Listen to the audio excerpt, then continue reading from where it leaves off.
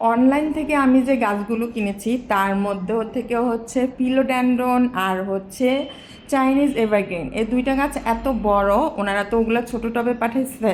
তা আমি ভাবলাম যে যেহেতু গাছগুলো বড় তাহলে বড় টবে ট্রান্সফার করি। তো সেজন্য তো আমার মাটি লাগবে, যেহেতু আমার অনেক আগের মাটি ছিল ওগুলোতে আমি গাছ লাগাই ফেলছি, এখন আমার মাটি এত শর্ট ছিল। পরে আমি কোনোভাবে মাটি কালেক্ট করি।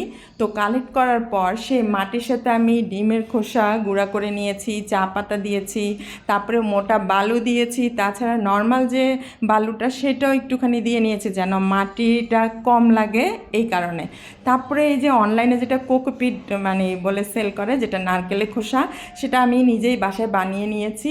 তো সব কিছু মিক্সড করেছি। আর ছত্রাকনাশক যেটা আপনারা শুরুতেই দেখেছেন ম্যানসার, তো ওই ছত্রাকনাশকটাও আমি 1 চামচের মতো দিয়ে নিয়েছি যেন কোনো পোকামাকড় না হয় বা কোনো সমস্যা না হয়, সেটার জন্য আমি ম্যানসারও 1 চামচ দিয়ে ভালো করে মিক্সড করে নিয়ে তারপরে এই তো ছোটো টবের যে গাছের সাথে যে মাটিগুলো ছিল সেটা তো ছিলই, ওইটা সব বসিয়ে দিয়ে চারপাশে আমি আমার বানানো এই মাটিগুলো দিয়ে ভরাট করে নিয়েছি। তো ভিডিওটি কেমন লেগেছে জানাতে ভুলবেন না।